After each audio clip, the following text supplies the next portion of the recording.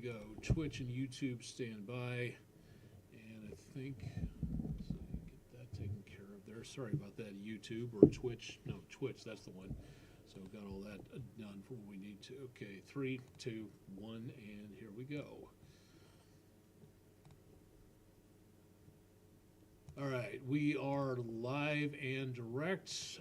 It is Thursday night, and if you've been following along over the last several days, you have probably seen us talking a little bit more about severe weather chances. There is a threat of severe weather tonight. Again, we're not seeing anything in the way of major problems, but we could see some rough weather out there as we get into later on this evening, especially between about midnight and the early morning hours of Friday.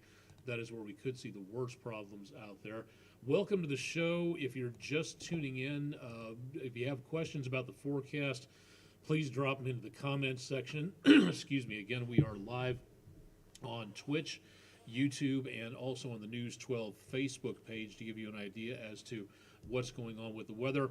I'm Chief Meteorologist Austin Anna, keeping you updated as to what's going on. Tonight, more opportunities to learn about becoming a Skywarn spotter. I know we've talked about this a lot in the last few weeks, but this is the prime season for severe weather, and we are ramping up to April, which is the most active month for this area of the country. So now, if you know more about what's going on with the weather, that is going to be one of your best bets to make certain you stay ahead of things. So we'll help you do that. So stay tuned for more on that. We have a downturn in the temperatures coming our way. Temperatures into the end of the weekend and into next week could be a bit of a problem out there. If you're not expecting it just yet, we will be seeing more potential again for some colder weather heading our direction. So we'll talk about that in just a little bit. Again, coming to you from downtown Chattanooga, Tennessee, at the WDEF News 12 studios on Broad Street. This is our live online video weather blog, giving you, the viewer, the opportunity to learn more about what may be happening with the weather across much of the region. So let's go ahead and jump right into it for tonight and give you an idea as to what's going on. First of all, a bit of an extracurricular trek. Want to take a look and see, well, let's see, if my computer would agree with me, that would help out a little bit. All right, didn't get a last name, didn't get a description on this, but can occasionally, you just really don't need anything like that, especially with pictures like this. Our weather window picture of the day coming to you from Chickamauga, Georgia. Thank you, News 12 viewer Richard, for a beautiful view. Nice look again at a underlit cloud deck, and right over toward that side of the screen we do have again a little bit of a crescent moon showing up. So beautiful picture there. If you've got pictures, we'd love to see what you're seeing across the area, so go ahead and send them in to us again at our website, wdef.com/photos. You can email them to us at pictures@wdef.com/ or pictures at wdef.com, and on our social media pages as well. Apologies for being distracted, trying to keep a whole bunch of plates in the air at once at this time. We are just less than a month away from the transition to spring, so we are rapidly running out of winter. 28 days and change. Again, the spring equinox happens on Friday, March the 20th at 10:46 a.m.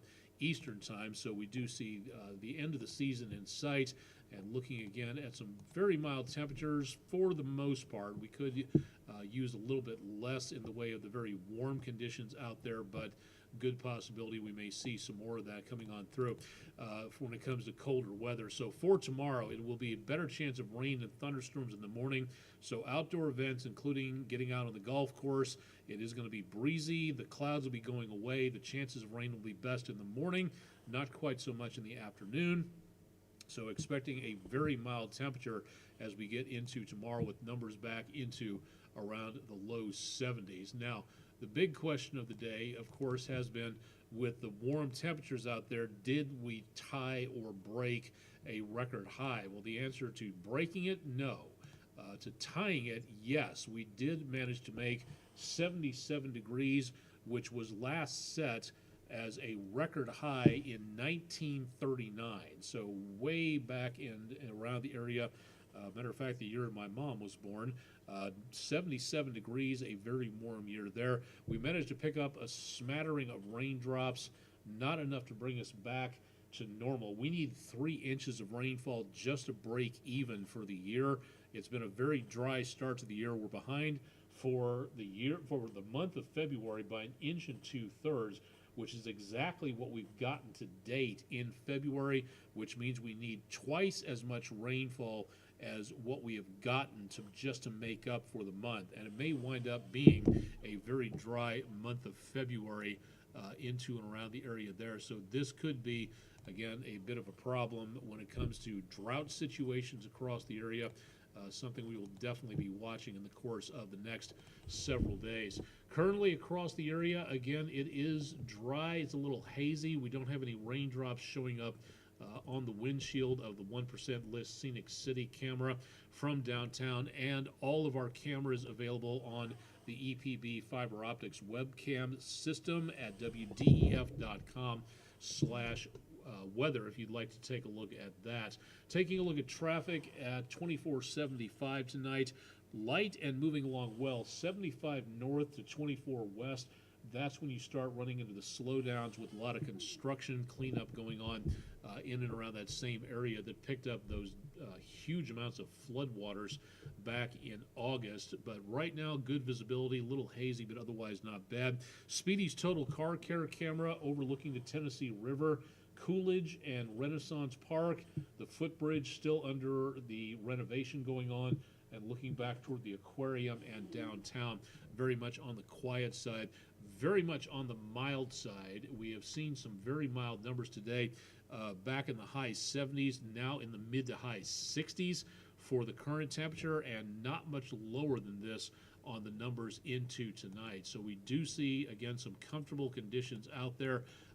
Currently across much of the area, we are back in the 50s in western North Carolina, 60s and 70s. This is a lot more akin to early April type of temperatures. So this is something that we don't usually see at this time of the year. Heading out the door tomorrow, if you're going to be heading to kindergarten, preschool, or postdoc, it is going to be quite on the mild side. Temperatures might drop into the mid to upper 50s to the lower 60s. But it's also going to be fairly breezy, and we're also, again, going to see some windy conditions throughout the entire day. So more potential of rainfall in the morning, and some of that, again, could be on the severe side. We're just not looking at a lot of potential. We'll talk more about that coming up here in just a little bit. So for right now, things remain quiet, and hopefully we'll be staying that way. The situation is shaping up like this. We have a new storm system sitting around the Ohio and mid-Mississippi Valley back up toward the Great Lakes or so, and this system has been making its way toward us for the last several days. This thing has been really starting to gain a lot of energy. News 12 viewing area down here, and this is where the storm system is heading. Now, right there into and around between Nashville and the Mid-South, we're starting to see some showers and the occasional thunderstorm popping up.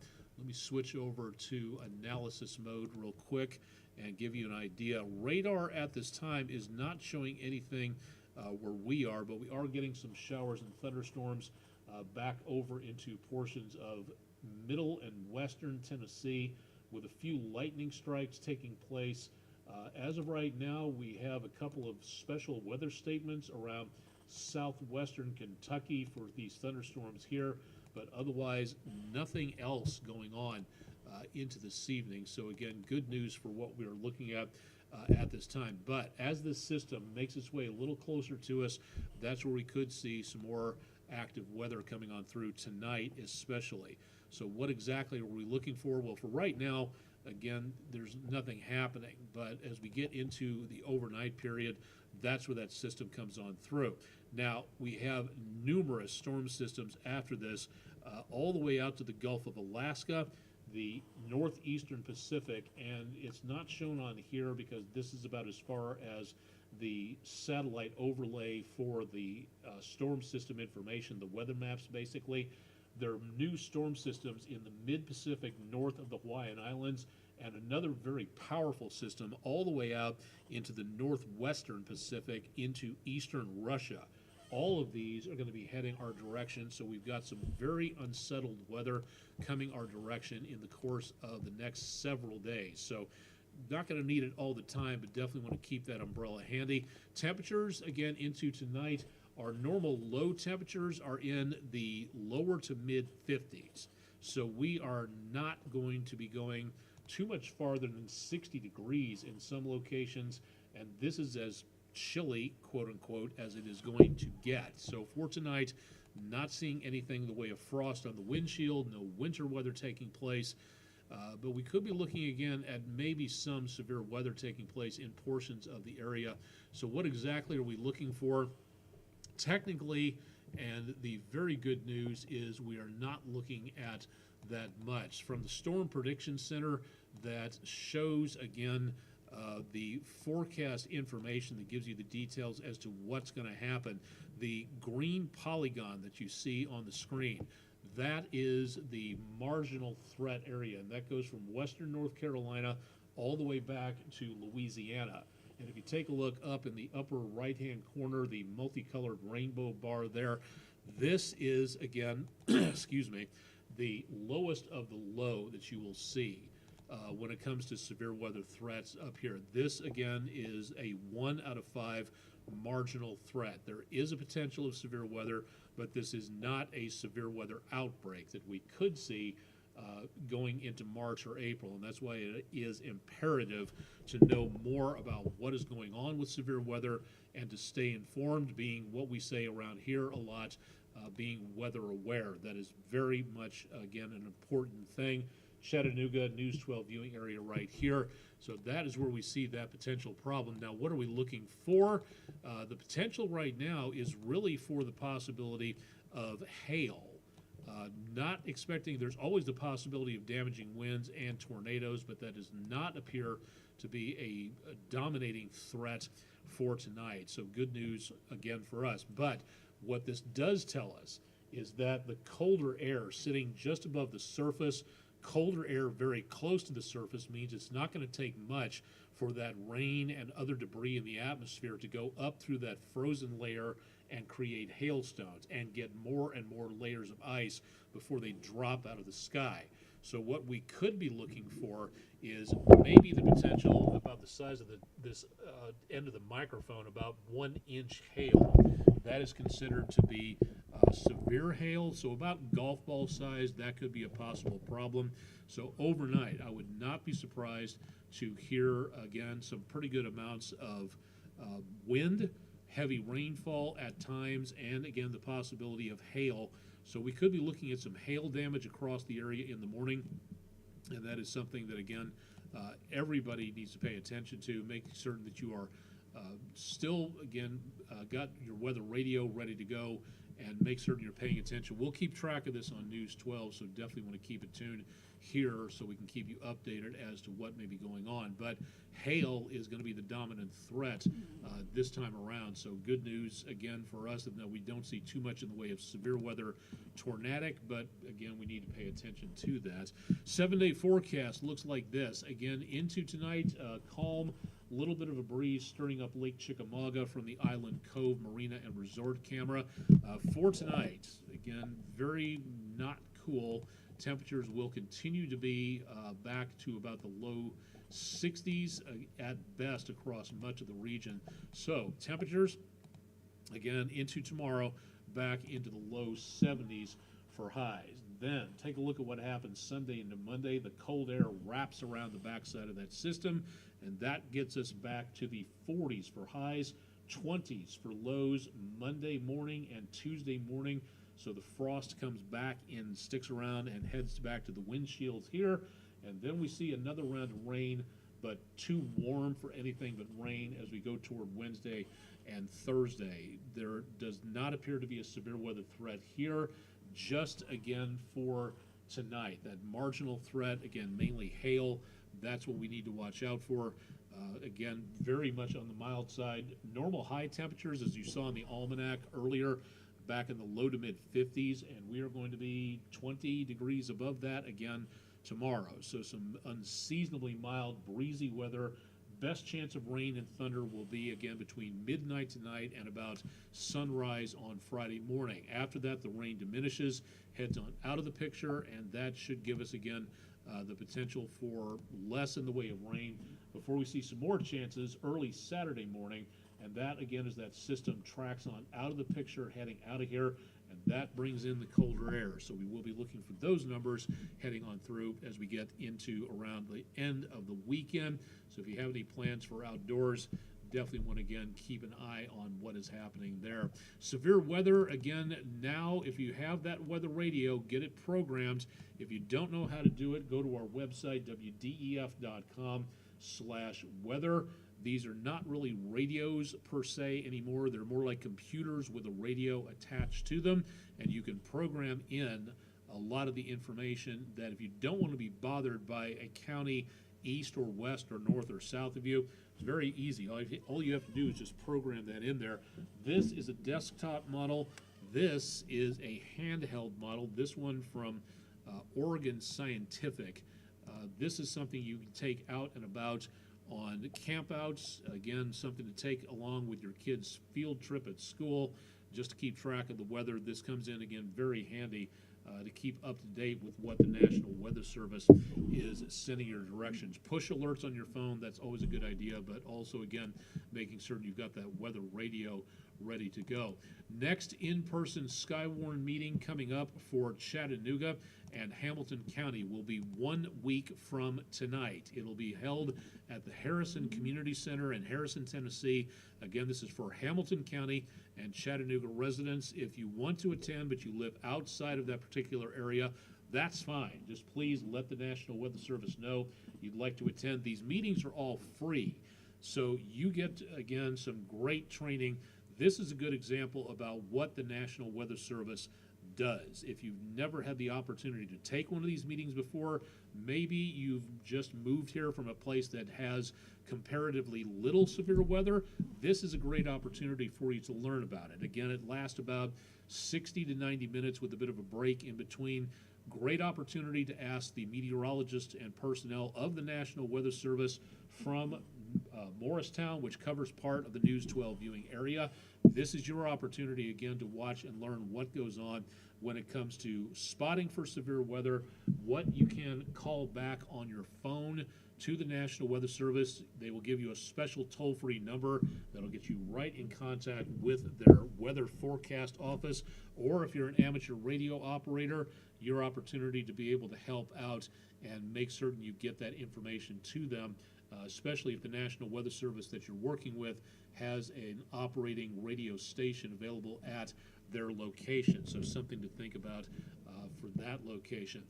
If you have not had the opportunity to take the course and maybe you can't because of scheduling, National Weather Service in Morristown, again, has upcoming Skywarn training. It's available whenever you want to at weather.gov/MRX. You log on, you take the course, you pass it, and you register the National Weather Service that you live under. Again, 4 National Weather Service offices cover the News 12 viewing area. So if you'd like to, again, go to weather.gov/MRX to take the course at your leisure whenever you want to on that. Now, National Weather Service in Nashville is offering classes scheduled online, webinars that will give you the opportunity, if you want to ask questions of the National Weather Service in Nashville. Again, you can take these courses. The next one will be coming up tomorrow or today, depending on when you're watching this, Friday, February 20th, 10 a.m. Central. Visit weather.gov/OHX/Skywarn to take the course. Again, that's 10 a.m. Central Time. Next one comes up next Tuesday, 10 o'clock, and there will be an advanced course on Thursday, March the 5th at 6:30 Central. So your opportunity, again, to learn a lot more when it comes to anything involving severe weather out there. So please take advantage of that. It's your great opportunity to do so on things of that nature. All right, for our climate, weather and climate poll of the day, we had a tie vote out there for everybody that, again, showed more information, excuse me, when it comes to American opinion about global warming. Yale climate change communication from Yale University and George Mason University climate change communication conducted a study in 2025 of nearly 1,200 adult Americans and asked them all sorts of questions in regards to how they felt about climate change, global warming, things like that. Well, what percentage of Americans say they are at least somewhat worried about global warming and or climate change? Well, the responses that we got split in two for the top vote. 44% each voted for 23% and 64%. The correct answer is 64%. And again, this is a wide-ranging study of about 1,200 adults. Thank you to everybody for voting in our polls. New polls available at wdef.com/vote now if you would like to take that poll right there. And if you would like to find out more about the study itself, it is readily available. It's from fall of 2025. It's Beliefs and Attitudes of the American Mind on Climate Change. And again, this is from the Yale Program on Climate Change Communication and George Mason University. So if you'd like to find out more about what your fellow Americans are thinking about this is a great opportunity to do so. So please give it a shot and take a look and see some fascinating data in there if you'd like to see a little bit more about what is going on with that. So something to think about on there, and to, again, give you a more broader aspect of what might be heading on through. Now, in the next about 2 weeks, coming up, matter of fact, it is coming up next weekend, I think. Yes, next weekend, North Georgia Fairgrounds in Dalton, Georgia. The Dalton Amateur Radio Club is sponsoring what is called a Ham Fest. Amateur radio operators are known as ham radio operators. Long and storied tradition about helping out, going all the way back to around the time of the Titanic in 1912, and learning more about this is a great opportunity, a great hobby. If you'd like to get involved, get your kids, get your grandkids, get yourself involved in amateur radio, here's your opportunity to do so. Go to the website or search out Dalton Amateur Radio Club.